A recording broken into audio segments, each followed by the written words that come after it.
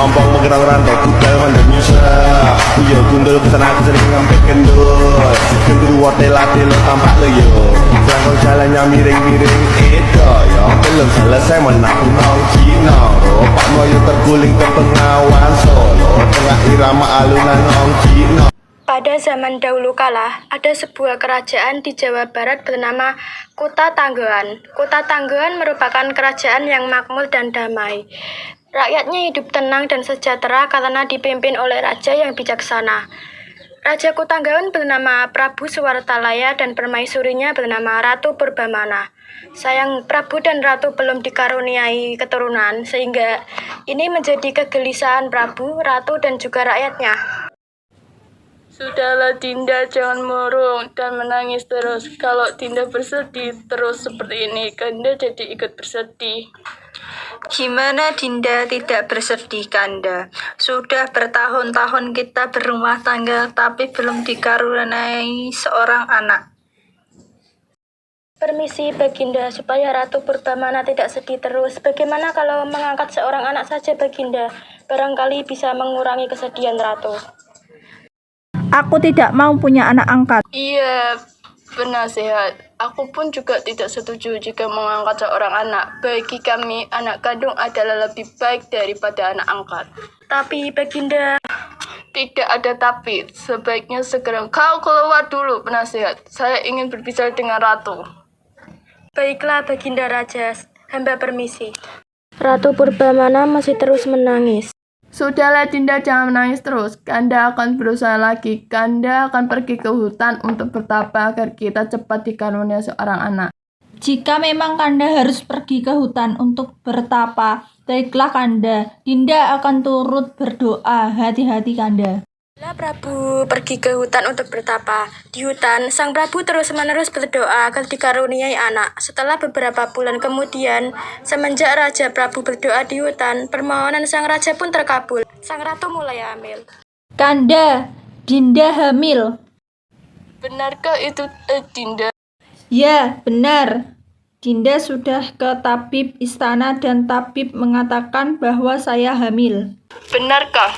Ini akan menjadi kabar yang paling indah di kerajaan kita. Setelah 9 bulan lamanya, Ratu mengandung. Ratu pun melahirkan seorang putri yang sangat cantik. Seluruh rakyat berbondong-bondong memberi ucapan selamat dan memberi hadiah untuk sang putri.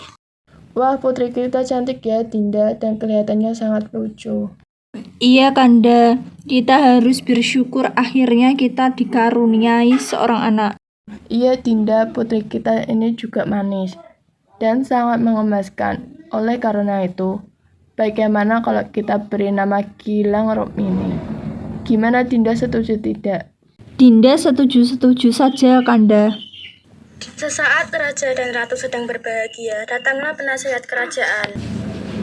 Ya, ada salah seorang rakyat yang ingin bertemu Baginda Raja dan Ratu. Ia ingin memberi ucapan selamat dan hadiah kepada putri Baginda Raja dan Ratu.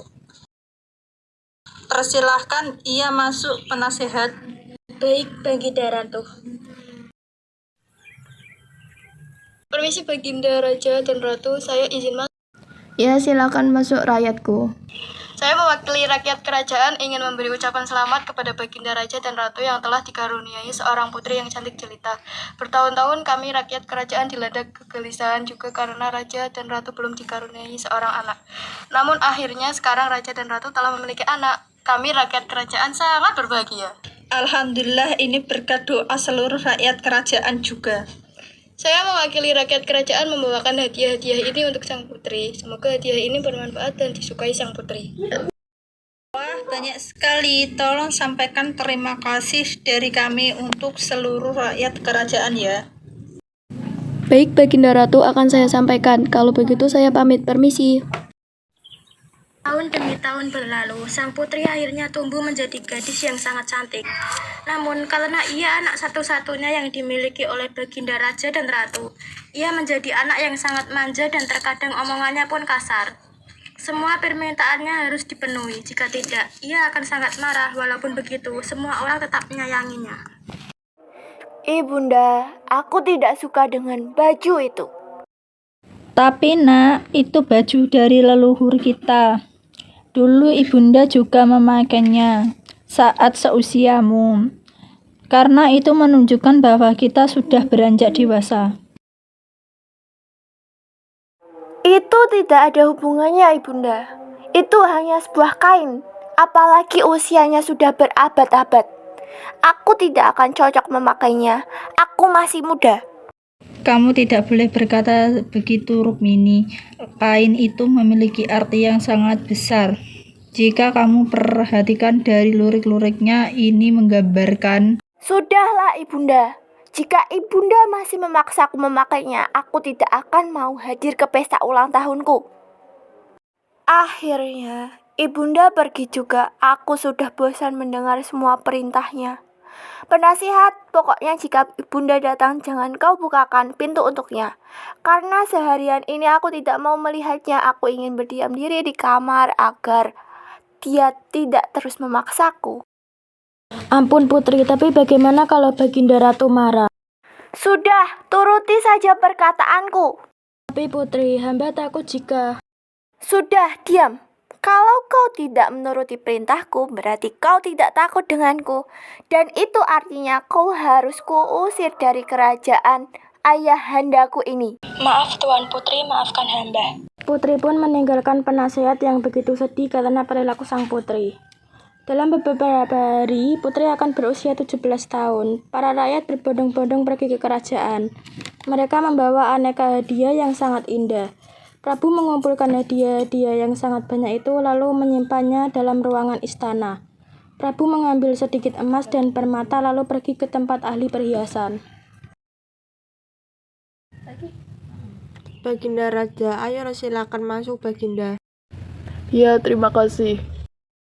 Ada perlu apa Baginda datang kemari? Apakah Anda yang bisa hamba bantu untuk Baginda Raja? Aku ingin meminta tolong, bisakah kamu membuatkan kalung yang paling indah untuk hadiah ulang tahun putriku tercinta?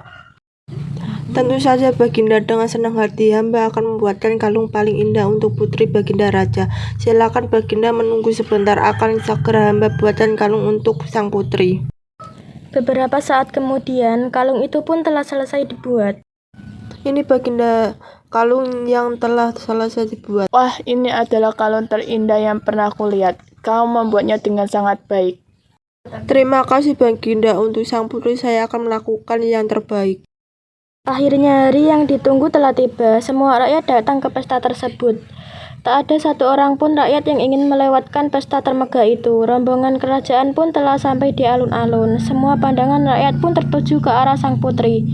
Rakyat pun begitu gembira menyambutnya. Pesta ulang tahun putri pun dimulai. Seperti biasa, sang raja memulainya dengan ucapan terima kasih kepada seluruh rakyat-rakyatnya. Rakyat-rakyatku sekalian, terima kasih atas kehadiran kalian semua di sini. Aku sangat gembira memiliki rakyat-rakyat seperti kalian yang sangat peduli dan sayang terhadap kerajaan, terutama dengan Putri Gilang Rukmini. Baiklah, untuk itu aku akan memberikan hadiah kalian kepada putriku. Putri, kemarilah nak.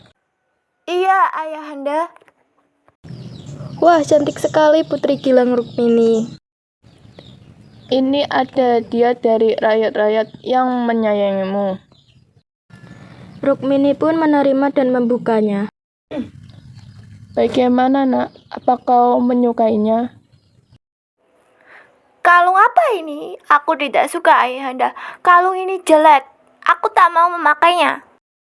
Kalung yang indah pun rusak. Emas dan permatanya tersebar di lantai. Seluruh rakyat yang hadir terkejut. Tak seorang pun bicara. Suasana hening. Rukmini, apa yang kamu lakukan? Kau membuat ayah dan ibundamu begitu malu.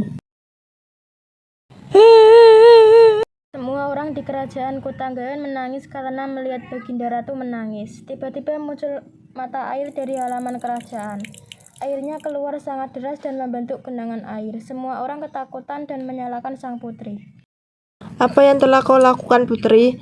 Kau telah membahayakan semua orang di sini. Lihatlah ulahmu. Sang putri sangat ketakutan. Dia menyesal atas perbuatan jahatnya, tapi genangan itu telah menjadi sebuah danau yang sangat besar hingga menenggelamkan kerajaan.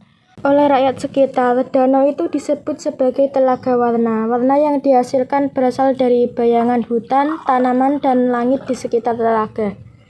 Namun, saat orang mengatakan warna-warna tersebut berasal dari kalung putri yang tersebar, dan sekarang Telaga 7 Warna dijadikan salah satu tempat wisata yang terkenal di Jawa Barat.